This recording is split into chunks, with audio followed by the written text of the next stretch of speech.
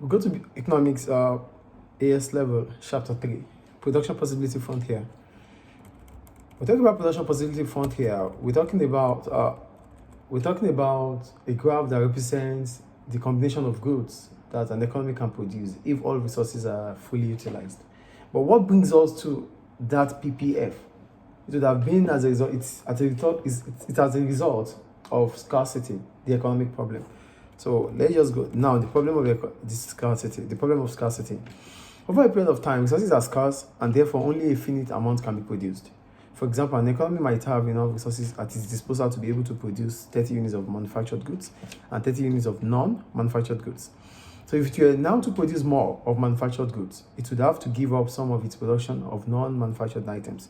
This is because of production of a manufactured item has an opportunity cost. In this case, the production of non-manufactured items, So the more manufactured goods that are produced, the less non-manufactured goods can be produced. The different combination are shown.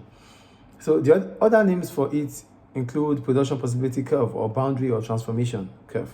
The PPF shows the different combination of economic goods that an economy is able to produce if all resources in the economy are fully and efficiently employed.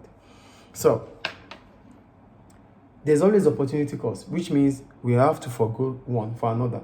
So using an example here of an economy which has non-manufactured resources and manufactured resources. So it cannot produce both resources at the same quantity.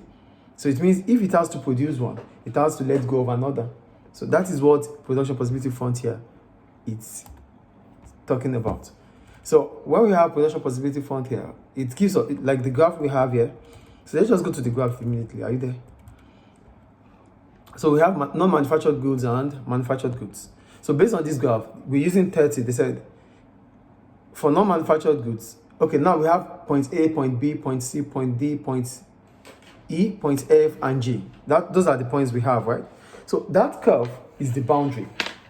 So when you look at point A, producing at point A means we're not going to produce any manufactured goods, because producing at point A means zero manufactured goods. That means we want to produce 50 non-manufactured goods. So if we are producing 50 non-manufactured goods, it means we produce zero of manufactured goods. So if we are moving to point B, producing at point B means we're going to produce 45 units of non-manufactured goods. Then we can produce 15 units of manufactured goods. Moving to point C means we can produce 30 units of non-manufactured goods and at the same time produce 30 units of manufactured goods. Point D, it means we are producing more of manufactured goods, which is at 35, and we're producing less of non-manufactured goods, which is at 20. Do you get that? Then point E, at point E, it means we are producing 40 units of manufactured goods, and we are producing none of non-manufactured goods. What's a real life example of this? Like this? Yes. Yeah, so a real life example is you making a choice. Sometimes, let's put it to you as an individual. You can't have everything you need, right? So if you have to choose, okay, let's say you have $50 with you, and with $50, there are different goods or services that you could buy. There are different goods you could buy for $50. If you need to buy 2 goods, it would have meant that you are buying goods worth of 25 or worth of 30, or you buy a good of worth of 50. So you won't buy more than the $50 with you or 50 dinars with you. So the opportunity cost is that when you spend that $50 on one product, you won't be able to buy other products that are worth of $50. So do you get the real example now? So $50 would only buy you things worth of $50. There could be 1, there could be 2 if splitted, there could be 3 if splitted, there could be 4. But whatever the case might be, you only have $50 to spend or 50 dinars to spend. Mm-hmm. Do you get it now? Yes. So point A, B, C, D, and E are within the boundary. Because they are within the boundary, it means the economy can achieve output within those boundaries. Do you get it? Yes. Now look at point F. At point F, it means the economy is producing inside the PPF. So producing inside the PPF simply means that the economy is not fully utilizing its resources. That is point F. Points A, B, C, D, E are within the boundary, which means the economy is producing with its capacity, available resources. Point F means the economy is not moving.